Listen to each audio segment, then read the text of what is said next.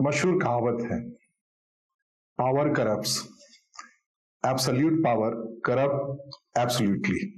हिंदी में यूं कहें कि ताकत जब मिलता है वो करप्शन का आधार होता है, और जब बहुत ताकत मिल जाता है ना तो बहुत ज्यादा करप्ट हो जाते हैं आप। नमस्कार, मैं हूं आलोक कुमार और आज हमारे हाथ ये किताब लगी है at the heart of power, the chief minister of Uttar Pradesh. और इस शानदार किताब में आजादी के बाद से अब तक जितने भी मुख्यमंत्री हुए हैं उत्तर प्रदेश के, उन सबका दस्तावेजीकरण है।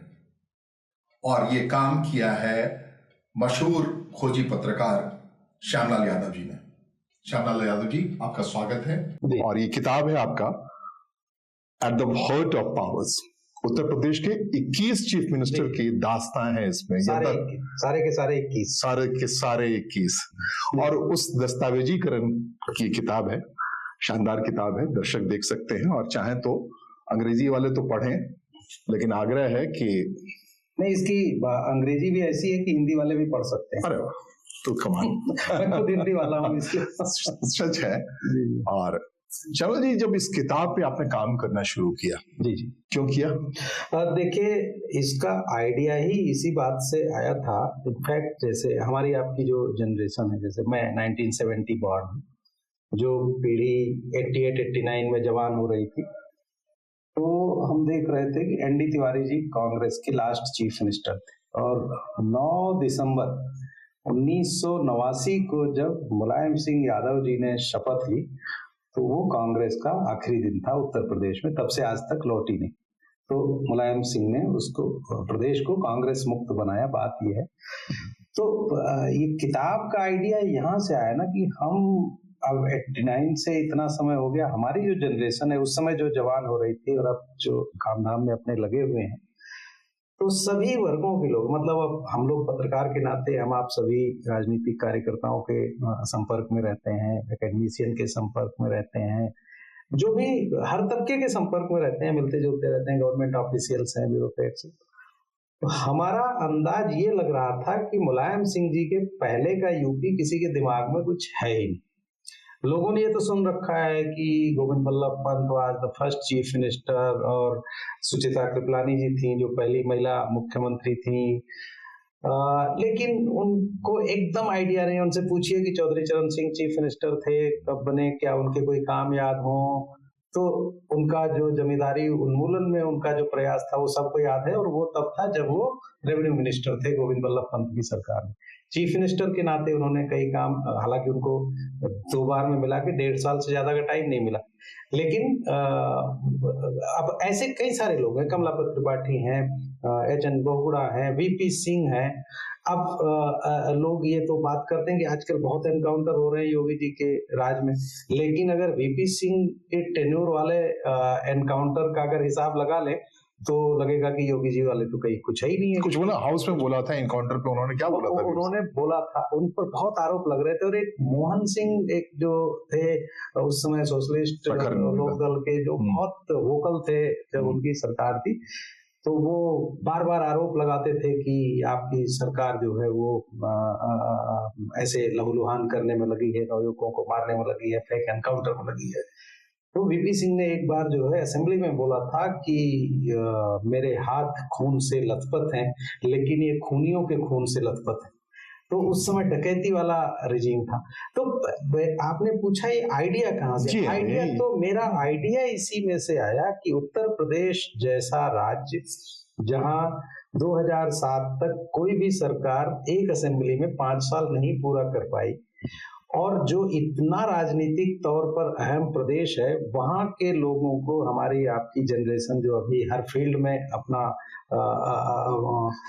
काम में लगी हुई है, उसको आइडिया ही नहीं है कि 89 के पहले के यूपी में कैसे कैसे दिग्गज और कैसी कैसी राजनीतिक उथल पुथल हुआ करती थी। इतना महत्वपूर्ण प्रदेश है। तो मेरे आइडिया ही बेसिक यही था कि 300 पेज में मुख्यमंत्रियों के जीवन को रेखांकित करते हुए उनकी कि उनकी पर्सनल लाइफ, उनकी पॉलिटिकल लाइफ, उनका चीफ मिनिस्टर के तौर पे काम धाम, उनकी बाकी पॉलिटिक्स, उस समय के कंपटीटर्स, उनके उस समय की पॉलिटिक्स, उस समय का नेशनल सिनेरियो, सबको थोड़ा डिफाइन करते हुए मुख्यमंत्रियों के जीवन के जरिए उत्तर प्रदेश का 1952 से अब तक का राजनीतिक इतिहास लोगों के दिमाग में बिठाया जाए। तो 300 पेज के आसपास ये किताब है।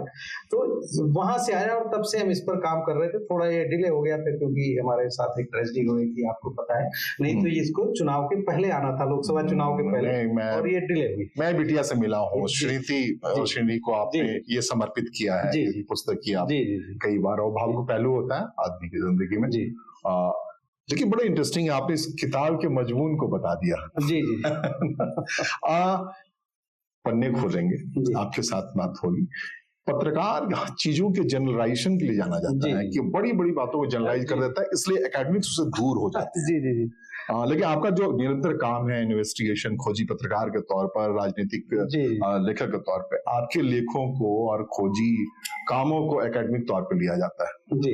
तो ये बड़ा चैलेंज है किसी पत्रकार के लिए कि आप एकेडमिक्स में घुस आए और एक ऐसी किताब लिख दें कि सारे लाइब्रेरियों के लिए वो महत्वपूर्ण हो जाए। नहीं, देखिए, जो आपने कहा पत्रकार, आप सबने साथ में काम किया, एक ही दौर में काम किया है, आप भी कर ही रहे हैं, हम भी कर रहे हैं।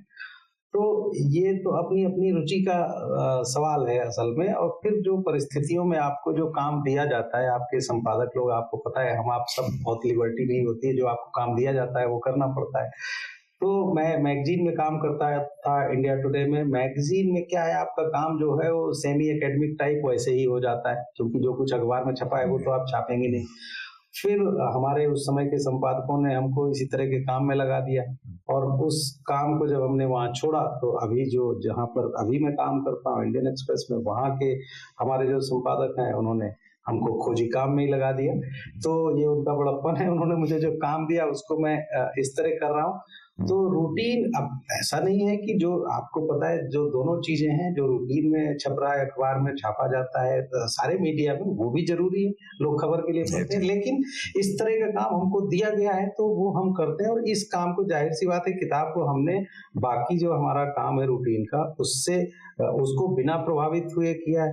मोस्टली हमने ये बिटिया गोले इसलिए बहुत इमोशनल होकर समर्पित किया है क्योंकि हम सारे सैटरडे संडे और छुट्टियां जो है, हमने इसके दौरान, आपको बता रहा हूँ, कई मित्र और कई रिश्तेदार हैं जिनके यहाँ शादी विवाह और इस तरह के कई सारे निमंत्रण हमने छोड़े हैं। और मुझे पता है कि उनमें कईयों को बहुत बुरा लगा है, और कुछ जो बहुत नजदीकी हैं, उनके यहाँ मेरी पत्नी और बेटी और बेटा चले गए थे, मैं नहीं गया था। मैं छुट्टियों के दिन में घर पर ये काम करता रहता था।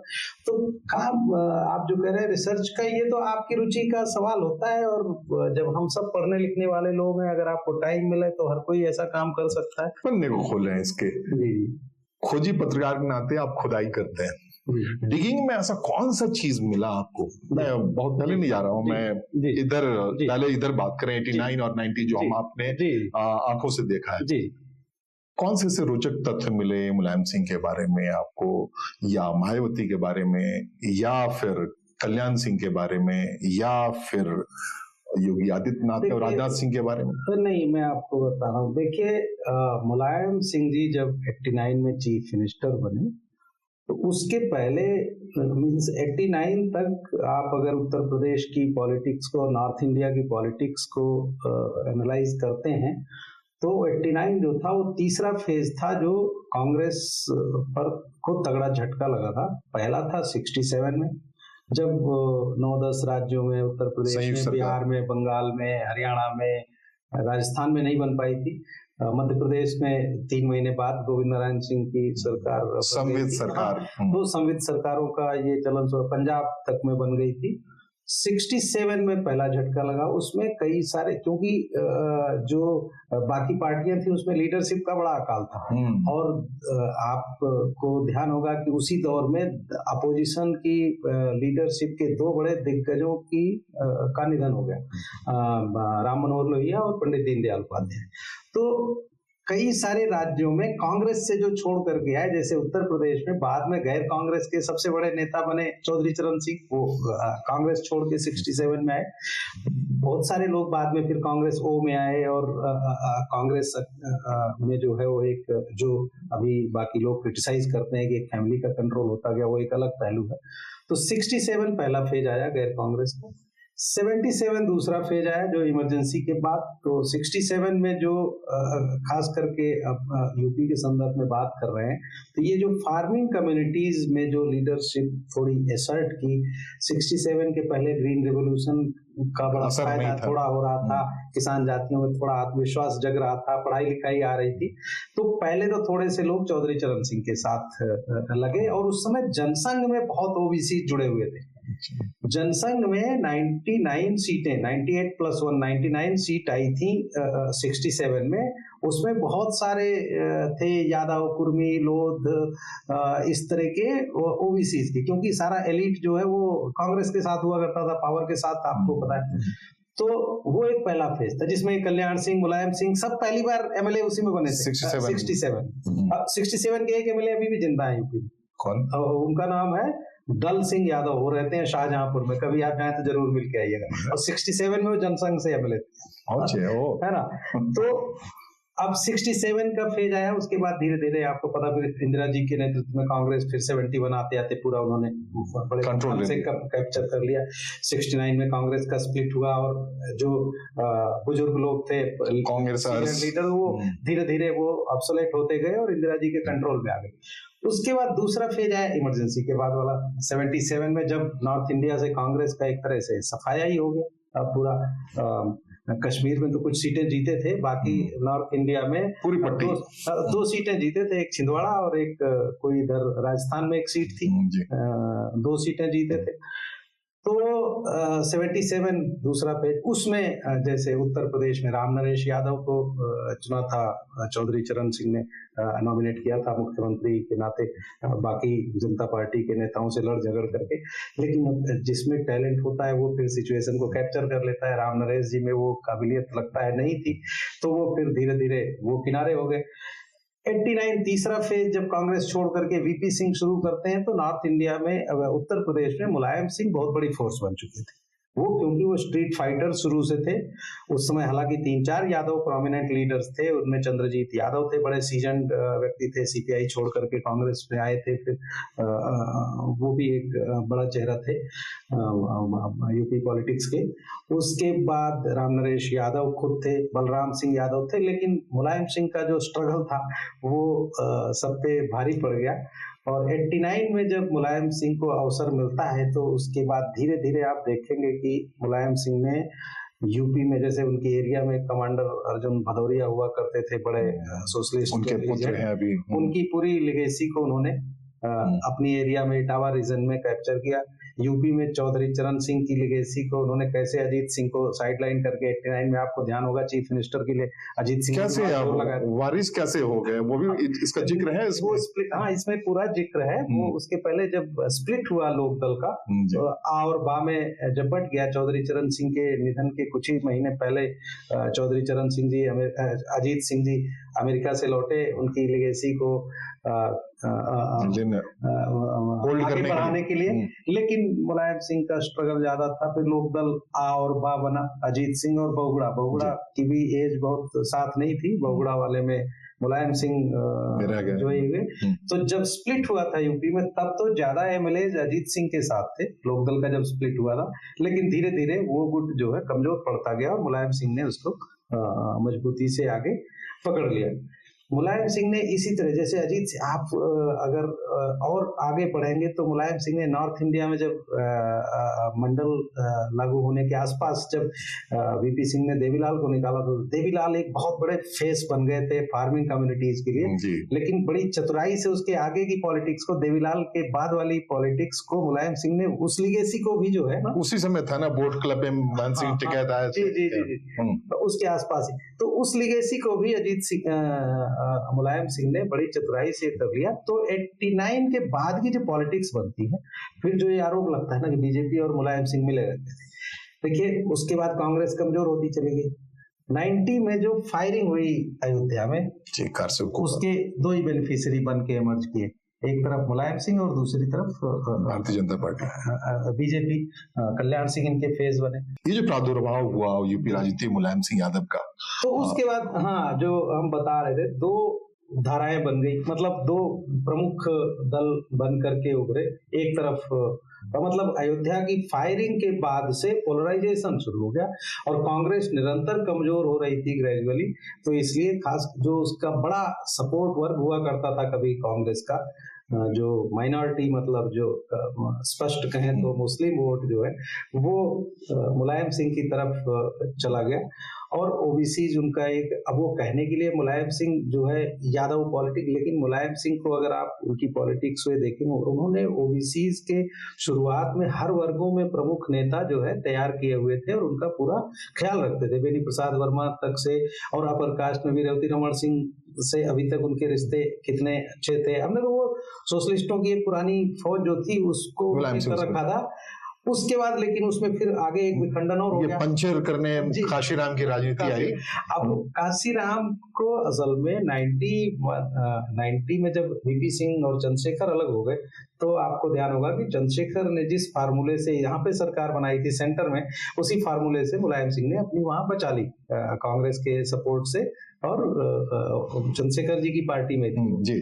लेकिन थोड़े दिनों बाद इसी बीच में कांशीराम उनके संपर्क में है, और कांशीराम को तब तक जब ये 87-88 में जो ये बाई इलेक्शन हुआ था बिजनौर में, शायद 86 में, जब मायावती को तीसरे नंबर पे आई थी, उसमें बिजनौर से आ गई थी, बिजनौर बाई इलेक्शन हुआ था। चौधरी गिरधारी लाल होते थे, बड़े पुराने नेता थे, एक बार असल में वो चीफ मिनिस्टर बनते बनते रह गए थे, पूरा बड़े दलित नेता थे, उनकी डेथ हो गई थी, कांग्रेस में थे वो उस समय, तो सीट खाली हुई थी, वहां से मीरा कुमार लड़ी थी। मीरा कुमार के बाद रामविलास पासवान लोकदल से थे, वो नंबर 2 थे, और नंबर 3 पर आ गई थी मायावती।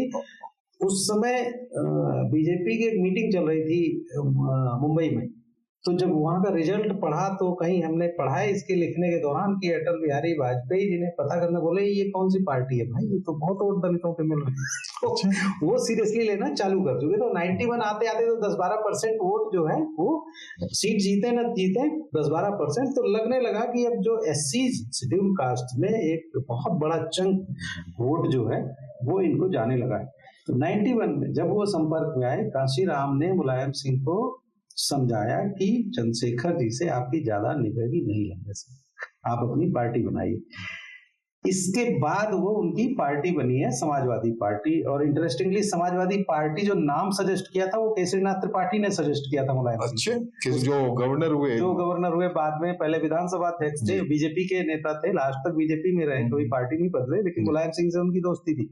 तो मुलायम सिंह ने उनको पूछे कि अब सबसे डिस्कस करते हैं, तो बोले तो केसरीनाथ जी ने उनको समझाया कि सोशलिस्ट टाइप नाम बहुत हो चुके हैं शुरू से अब तक, तो कुछ जो है नया लगेगा, हिंदी नाम रखो। तो इन्होंने, नहीं तो सोशलिस्ट पार्टी आपको पता ही हो, तो इतने टुकड़े उसके उस ढंग के होते थे, तो उनके सुझाव पर इन्होंने समाजवादी पार्टी रखा। 93 में फिर बीएसपी से अलायंस हुआ, फिर 95 में जो हुआ आपको पता है विकट, तो बीएसपी एक अलग फोर्स फिर बन गई। लेकिन वहां से लेकर के और 2017 तक जो सिचुएशन रही, ये माना जाने लगा था कि यूपी में अपर कास्ट का सीएम बनना बहुत मुश्किल हो गया। बीच में बस राजनाथ जी थोड़े समय 2002 के पहले 2001 में बने थे, और थोड़े दिन राम प्रकाश गुप्ता, बाकी तो कोई अपर कास्ट का सीएम उस बीच में रहा ही नहीं। फिर 2017 में आगे योगी जी जब बने तो वो पहले अपर कास्ट के सीएम बने उसके बाद से।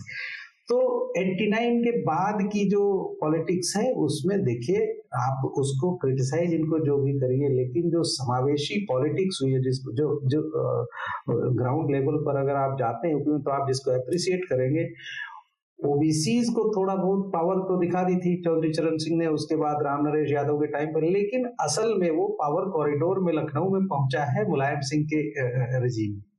जब मुलायम सिंह आ गए लखनऊ में, सीएम बन गए, उसके बाद फिर आप देखेंगे ओबीसी एक बड़ा फोर्स बन गया, और कई कम्युनिटीज में जो फिर धीरे धीरे असर्ट करने लगी। इतने सारे लोग अपना सरनेम नहीं लिखते थे, उसके बाद सरनेम लिखना चालू हो गए।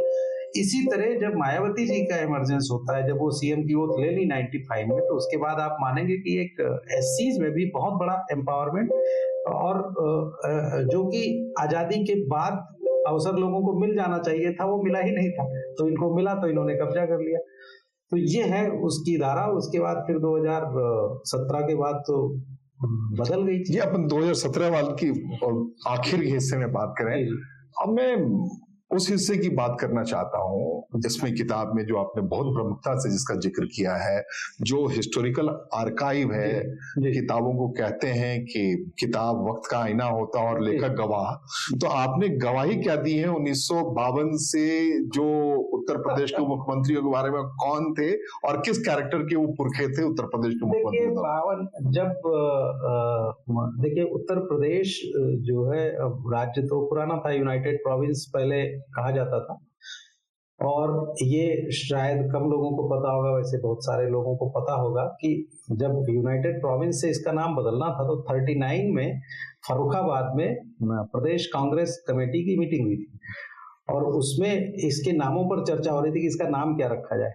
तो एक सजेशन इसमें बड़ा गंभीरता पूर्वक था, आर्यावर्त इसका नाम रखा जाए। इस राज्य का जी, इस राज्य का, जिसके पक्ष में थे पुराने, जैसे डॉक्टर संपूर्णानंद बाद में सीएम बने, वो खुद आर्यावर्त बनाना चाहते थे उत्तर प्रदेश में। हाँ, ऐसे कई लोग थे, लेकिन दूसरा खेमा तो नेहरू जी ने वीटो किया। उनका जो ये था कि नहीं, बड़े ज्यादा लोग इस फेवर में निकले उत्तर प्रदेश के, तो इसका नाम उत्तर प्रदेश रखा गया। और जब से पहला चुनाव जब हुआ 1952 में, तो गोविंद बल्लभ पंत बहुत स्वाभाविक दावेदार थे। उसके पहले हालांकि वो प्रीमियर थे, वो तो 37 से ही थे। बीच में जब सेकेंड वर्ल्ड वॉर के टाइम पे इस्तीफा हुआ था तो नहीं थे, बाकी टाइम वही कंटिन्यू कर रहे थे। उस समय क्या, उस समय प्रीमियर ना, वो उत्तर प्रदेश नाम आ गया था। उत्तर प्रदेश नहीं, यूनाइटेड प्रोविंस के प्रीमियर होते थे। हाँ। और उस समय के जो उनके कंपिटिटर थे वो बड़े लोगों में थे। उनमें रफी अहमद किदवई थे, उनमें लाल बहादुर शास्त्री जी का उस तरह का नहीं था, लेकिन पीडी टंडन का था, पुरुषोत्तम दास टंडन, जिनको बाद में भारत रत्न मिला और वो स्पीकर बने थे उस समय असेंबली के। और इसी तरह से कांग्रेस सोशलिस्ट पार्टी जब स्प्लिट हुआ, उसके पहले आचार्य नरेंद्र देव बहुत बड़े स्टालवर्ट थे और बड़े सीजन्ड पॉलिटिशियन थे। लेकिन जब सोशलिस्ट पार्टी अलग हुई कांग्रेस से, तो नरेंद्र देव जी वो सोशलिस्ट थे, उधर चले गए। लेकिन अब कोई नहीं करता है। उन्होंने जब कांग्रेस छोड़ी थी तो 13 एमएलए उनके साथ थे, कांग्रेस सोशलिस्ट पार्टी के। सबने असेंबली से रिजाइन करा और दोबारा चुनाव लड़ा। क्या था इंसिडेंट? क्या था इंसिडेंट? मतलब कांग्रेस सोशलिस्ट पार्टी तो कांग्रेस में थी जी। जब सोशलिस्टों ने तय किया कि हम अलग पॉलिटिकल पार्टी बनाएंगे, तो पहले जीते थे कांग्रेस के नाम पर, तो बोले रिजाइन करने के बाद, नई पार्टी बनाने के बाद बोले हम असेंबली से रिजाइन करेंगे और फिर से चुनाव लड़ेंगे। नैतिकता का तब ये आलम था। और पावर में एकदम पावर में भी नैतिकता एकदम। और आचार्य नरेंद्र देव को हराने के लिए 1949 में अयोध्या की जो बाई इलेक्शन हुआ, कॉन्स्टिट्यूशन के पहले ही, मतलब इसमें तो पूरी ताकत लगा दी थी गोविंद बल्लभ पंत। अब वो अपने कंपटीटर को हर कोई निपटाता है। उस समय जो है बाबा राघव दास कैंडिडेट बनाए गए थे। अयोध्या कॉन्स्टिट्यूंसी की बात कर रहे हैं। अयोध्या कॉन्स्टिट्यूंसी में आचार्य नरेंद्र देव के बारे में वहां खूब दुष्प्रचार किया गया कि ये नास्तिक आदमी है और जो है अधर्मी है, और उनके खिलाफ जो हुआ, ये जो बाबा राघव दास के लिए जो है उनके जो प्रचार करते थे लोग, घर घर तुलसी का पौधा बांटते। बाबा राघव दास को किस पार्टी से थे? बाबा राघव दास जो है वो मेरा ख्याल है वो इंडिपेंडेंट थे। अच्छा। और बाबा राघव दास वही जिनके नाम पे मेडिकल कॉलेज बना रखा है। तो उसके बाद जो है रफी अहमद किदवई सेंटर बुला लिया था इन्होंने, सेंट्रल पॉलिटिक्स में आ गया था। तब वो फैजाबाद सीट होता था या फिर अयोध्या? फैजाबाद सदर जी। तो रफी अहमद किदवई को नेहरू जी इधर ले आए थे सेंटर में, लाल बहादुर शास्त्री को इधर ले आए थे। लाल बहादुर शास्त्री 1952 का चुनाव असेंबली भी जीते थे, लोकसभा भी जीते थे, फिर वहां से रिजाइन करके इधर आ गए। तो वहां एक छत्र राज जो है पंत साहब की पर्सनालिटी बहुत बड़ी थी। असल में नेहरू जी उनका बड़ा लिहाज करते थे। क्योंकि जब साइमन कमीशन का प्रोटेस्ट हो रहा था लखनऊ में, तो पंत जी की कदकाठी बहुत लंबी थी, लंबे थे, मजबूत थे। वो नेहरू जी जो लाठी चार्ज हुआ था तो वो नेहरू जी के ऊपर लेट गए थे। गोविंद वल्लभ और पंत। गोविंद वल्लभ पंत का जब तक वो जीवित रहे उनकी गर्दन ऐसे हिलती थी, इतनी चोट उनको लगी थी। उसका लिहाज किया नेहरू जी की आत्मकथा में, उन्होंने उसका जिक्र किया है कि कैसे पंत जी की वजह से वो बच गए थे। इसमें वो इसका जिक्र है आपके किया है। तो लिहाज तो करते थे, लेकिन नेहरू जी भी एक लेवल पर सोचते थे कि चीफ मिनिस्टर उनको बनाया जाए, बीडी टंडन को। बीडी टंडन का फार्मर्स मूवमेंट में बड़ा रोल था, लेकिन अब दोनों दिग्गज थे और उसमें जो कांग्रेस वर्किंग कमेटी थी वो पंत जी के फेवर में थी, तो पंत जी का नाम प्रिवेल किया, वो रहे। लेकिन अब उसके बाद सिलसिला एक शुरू होता है बहुत ही खराब, जो 2007 तक जारी रहा। हमेशा ये होता आया है कि उत्तर प्रदेश का जो मुख्यमंत्री है, आप अगर उसकी पर्सनालिटी एनालाइज करेंगे, उसकी पॉलिटिक्स एनालाइज करेंगे, तो जैसे ही वो चीफ मिनिस्टर की शपथ लेता है तो उसको प्रधानमंत्री बनने का सपना पहले आ जाता है और काम बाद में शुरू करता है। वो अभी तक चल रहा है। वो आप कल्याण सिंह जी के टाइम में आपने देखा कि वाजपेयी जी का कैसे टशल हुआ, अभी जो हो रहा है उसमें सब आपको पता है, बोलने की जरूरत नहीं है। वो तो करेंगे, अभी 2017 की बात हम करेंगे। तो उस समय आप देखिए 1952 से 2007 तक एक भी मुख्यमंत्री यूपी में 5 साल एक असेंबली में पूरा नहीं कर पाए। अब पहले इनको जो गोविंद वल्लभ पंत जी को हटाए यहाँ से, अपना सेंटर में ले आए, उनको होम मिनिस्टर बना करके।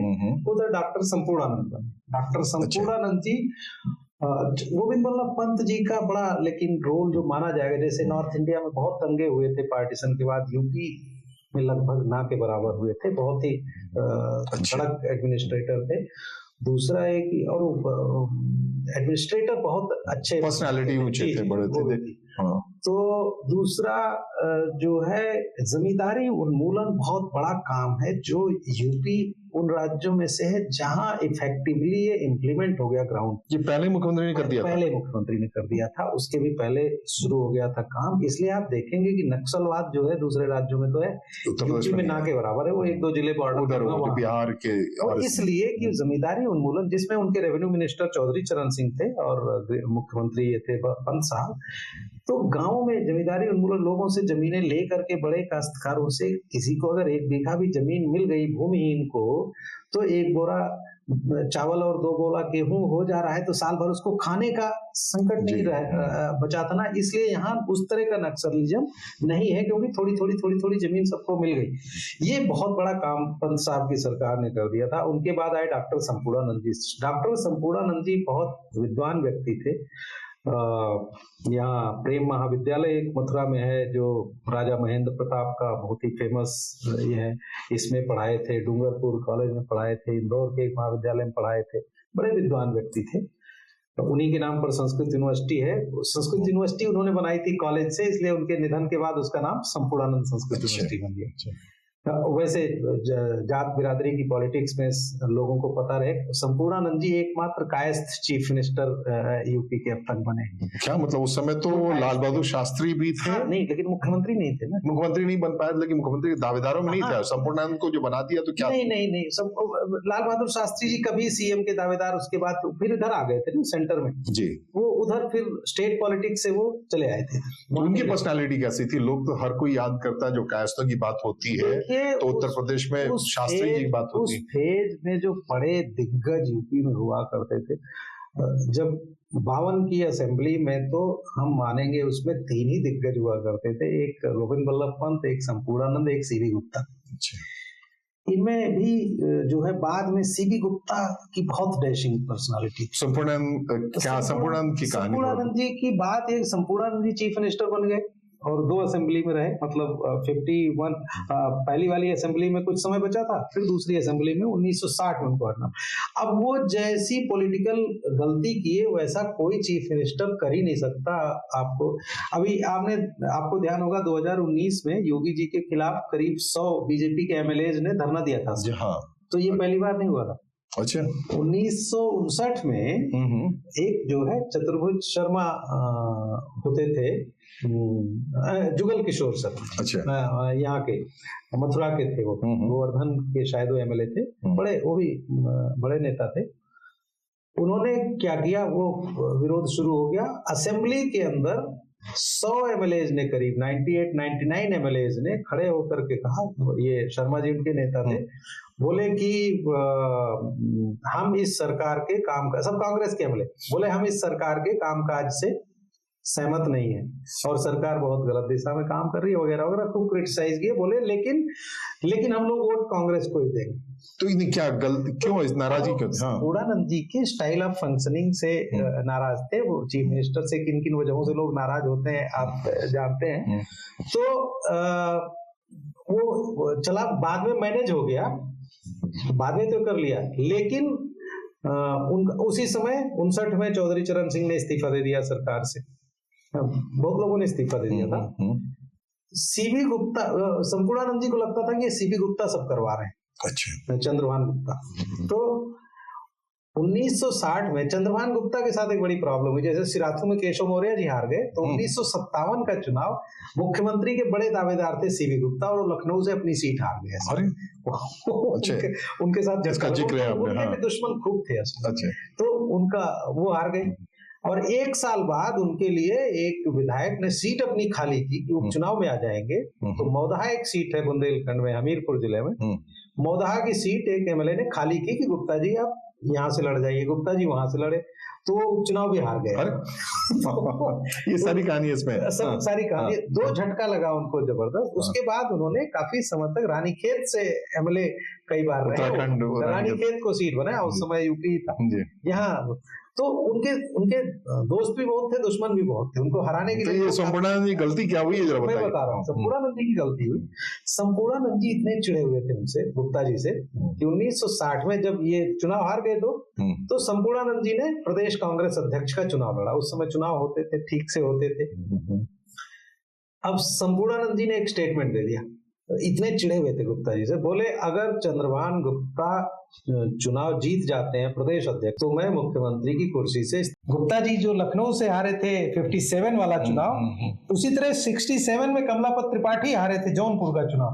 वो उस समय वो सीएम की रेस में थे भाई, जब सुचेता जी बनी, ये जब चौधरी साहब बने, और शपथ तुरंत गुप्ता जी लिए थे। तो 67 का चुनाव जो है औराई से हारे थे कमलापति जी, बाद में बाई इलेक्शन में जौनपुर से जीते थे। तो 67 का चुनाव अगर वो नहीं हारे होते तो शायद गुप्ता जी की जगह वो शपथ लिए होते पहले, भले 19 दिन के लिए, लेकिन कमलापति जी लिए होते। उसी तरह से सिराथू में जो केशव मौर्य जी की हार हुई, ये बड़ा उनके लिए झटका थी। हालांकि 22 का चुनाव योगी जी को सामने करके लड़ा गया था, लेकिन अब जाहिर उनका कद तो बढ़ गया था, डिप्टी चीफ मिनिस्टर थे ही, और वो बड़ी फोर्स आज की तारीख में है। केशव मौर्य जी इस समय यूपी की पॉलिटिक्स में योगी जी के बाद सबसे बड़ी ताकत हैं। उनके यहाँ लोगों की भीड़ भी आपको ज्यादा दिखेगी, लोग, और उनका डिस्पोजल भी क्विक है, मतलब वर्कर पार्टी के लोग। लेकिन जाहिर सी बात है कि वो योगी जी के लिए जिस तरह का वो चैलेंज बन सकते थे, सिराथू जीत गए होते तो थोड़ा तो अथॉरिटी का क्षरण होता है ना, कमजोर पड़ते हैं आप। आज की तारीख में तो योगी जी 22 के बाद कंटिन्यू किए हैं और चल रहे हैं, अब आगे क्या होगा ऐसा तो नहीं है कि बाद में कहा जाए, फिर पूछा जाए कि क्या हुआ था सिराथू में और आपने सर ये देखिए ना भविष्यवक्ता मैं हूं ना आप है, लेकिन उत्तर प्रदेश की पॉलिटिक्स और पूरा ये जो इतिहास 1952 से अब तक का जो रहा है ना, कि नथिंग इज प्रेडिक्टेबल। बस जो सिस्टम है, जो हम आप देख रहे हैं, समझ रहे हैं, उसको देखते रहिए। क्या होगा ये कहना बड़ा मुश्किल होता है, लेकिन ये सही है कि ये सब आपके दर्शकों को समझ में आ जाना चाहिए कि यूपी में जो मुख्यमंत्री बनता है, वो अगर उसकी पार्टी की केंद्र सरकार है तो वो मुख्यमंत्री के तौर पे काम बाद में शुरू करता है, प्रधानमंत्री बनने का सपना पहले देखता है। और इसीलिए उत्तर प्रदेश के पिछड़े होने का ये भी एक बड़ा कारण है, क्योंकि उसका वहां मन लगता नहीं है। जो आजादी के बाद से, मैं एक आदमी की नहीं बात कर रहा हूँ, मैं सबकी ये बात नहीं, जब आप इंटरव्यू के आखिरी चरण में इसकी बात कर रहे हैं तो आप किसी खतरे की घंटी की बात नहीं, कर रहे हैं। मैं कतई नहीं, मैं उस पर मतलब मैं जैसा मैंने कहा, इस समय जो बीजेपी की पूरी जो पॉलिटिक्स है, आपका इशारा मैं समझ रहा हूँ, तो बीजेपी में जो डिसीजन मेकिंग है और जो उसका सिस्टम जो इवॉल्व हो चुका है, इसमें कुछ भी प्रेडिक्टेबल नहीं है असल में। पहले आप कई चीजें आप अंदाज लगा लेते थे कि ये हो रहा है तो ये होगा, ये हो रहा है तो ये होगा। इस समय आप कुछ नहीं कह सकते। दूसरा, जो पहली लाइन वो है, दूसरी लाइन ये है कि जो प्रधानमंत्री होता है, अगर उसी की पार्टी का उत्तर प्रदेश का चीफ मिनिस्टर है, तो वो हमेशा अपने को, अपनी कुर्सी को असुरक्षित महसूस करता है। तो इस कॉन्फ्लिक्ट से यूपी की पॉलिटिक्स ने वो शेप लिया है जो इसमें वर्णित है, और इसीलिए यूपी को जैसा होना चाहिए था, हमने इसमें जिक्र किया है। असल में जो हम इसमें नहीं कर पाए वो आपके दर्शकों को पता होना चाहिए था। मेरी बहुत इच्छा थी कि इनकी पब्लिक पॉलिसी और इनकी जो पॉलिसीज हैं और जो ब्यूरोक्रेसी का रोल है जो इनके साथ, वो बहुत ही घटिया टाइप की पॉलिटिक्स यूपी में ब्यूरोक्रेसी की है। वो जातिवादी जो है नेताओं से ज्यादा है, मैं आपको बता रहा हूँ। और वो ये जो यूपी में जो हालत है प्रदेश की, कि पूरे प्रदेश में अनस्किल्ड लेबर एक्सपोर्ट करने वाला स्टेट बन गया है। क्यों नहीं ऐसा, मुझे किसी दूसरे राज्य से ईर्ष्या नहीं है, लेकिन क्यों नहीं होना चाहिए था आज की मिर्जापुर में, गोरखपुर में, रायबरेली में, अमेठी में, मेरठ में और जो है बरेली में दूसरे प्रदेशों के लोग वैसे ही नौकरियां करने आ रहे होते जैसे आज सूरत में, अहमदाबाद में, चंडीगढ़ में, दिल्ली में, कलकत्ता में, मुंबई में जाया करते हैं। बहुत बहुत धन्यवाद। मैं लगता हूं मित्र के नाते नहीं, मैं एक पाठक के नाते कह रहा हूं कि ये किताब जो एकेडमिक्स तौर पे एक मेधावी जर्नलिस्ट की ओर से तैयार की गई है, इसे जरूर पढ़ना चाहिए।